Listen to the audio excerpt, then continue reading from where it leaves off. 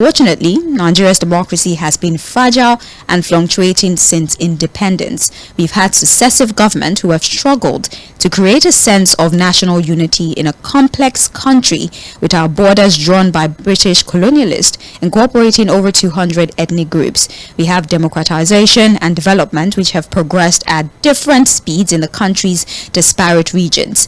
Nigeria has a democratic constitution with a federal system that is modeled on the United States, and the entrenched corrupt political class is dwindling electoral participation. The popular suspicion of the ruling class also are shrinking civil liberties, and the weak democratic institutions in the country have caused many people to question the practice of democracy in this part of the world, even after 25 years of adopting this particular system of government. Well, joining me this evening in the Situation Room to discuss democracy in Nigeria 25 years after, putting into perspective the structure, the practices, the successes, the deficiencies, especially in this part of the country, is African Affairs Analyst, Managing Editor of Africa Liberty, Ibrahim Anoba, and he joins us virtually today as we have a conversation regarding democracy in the country.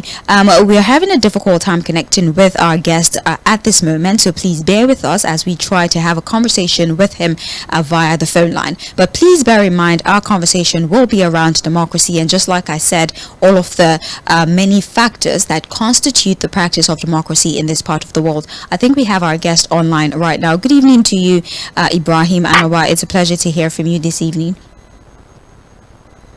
Good evening, Sage. Yes. My pleasure to be here. Yes, thank you so very much. So we started the conversation by me putting into perspective all of the conversations that we would be having for this evening. All of the programs that have aired since the start of the day has sort of helped us in laying a foundation. So I'm pretty much just here building on the foundation that has been laid. But then a part of our now repealed, or let's say the former national anthem, sort of highlights the labors of our heroes past, like Chief MK Abiola, his wife, Kudirat Abiola, bless their soul, Shehu Yaradua, Chukwuemeka Ezeife, among many others. And for years, they dedicated their life, their everyday life, to ensure an end to brutal dictatorship, and also see that the freedom of the general public is not relegated. So let's start by very briefly highlighting how we segued from military to democratic rule, with of course the former president Olusegun Obasanjo as one of the many first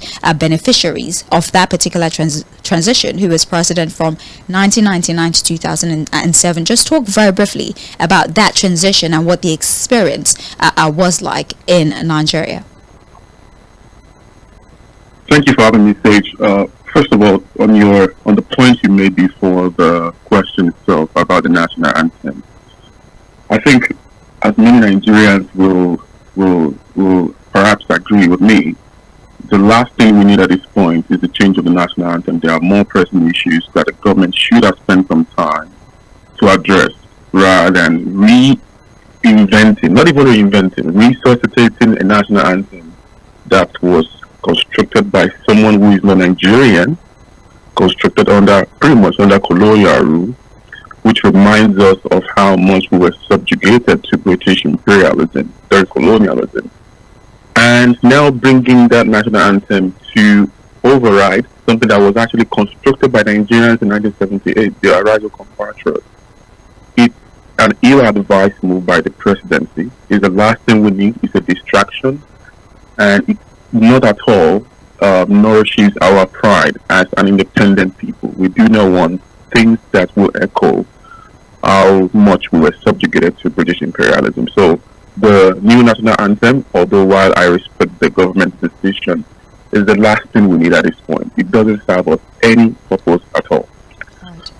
To your question about the transition, I think many Nigerians are of course aware of the fact that we became, so to speak, independent in 1960 after how many years of colonial rule? Colonial rule in Nigeria pretty much started in 1851. Many people will say 1861, but quite a few people will say 1900.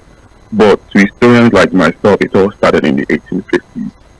So from 1851, with the bombardment of Lagos by the Royal Navy, up until 1960, were pretty much a colonized people. Numerous territories or erstwhile independent city-states were brought together across the country to form a super union, a fictitious union, which was pretty much created to serve the purpose of British imperial interest. It was not at all to the interest of those that would later be called Nigerians. As a matter of fact, many people in the colonies of Lagos and different parts of the protectorate vehemently opposed the unification because we were very much a different people, different cultures, different social realities, different economic, and in fact, should I say religious priorities that were brought together in this super union. And it's not the first time that such will happen anywhere across the world, but the problem with our own union is that we've had over 60 years. In fact, 60 years means counting from 1960. But if you want to count from 1900, when or 1914, when the amalgamation was done, you're looking upwards to the region of almost 120 years, if I'm not mistaken, of this union. And what do we have to show for it today? Numerous problems. And again, I'm not the kind of person that will echo or rehash problems that we experience as a democracy, but we have to face the reality. We can't keep licking sugar or telling ourselves things are good, or let's talk about the positives by shying away from the negative. The point is that we've had over 100 years of union, 60 years or 64 years of independent union. And at this point, we do not have a significant progress to show. Is it the fact that our union has progressed? We now love each other more than we loved each other in 1960? I don't think so. Is it that our economy is much more stronger in 2024 compared to 1960? Absolutely not. Is it that social values or human rights or respect for one another is much more stronger now than 1960? I also do not think so.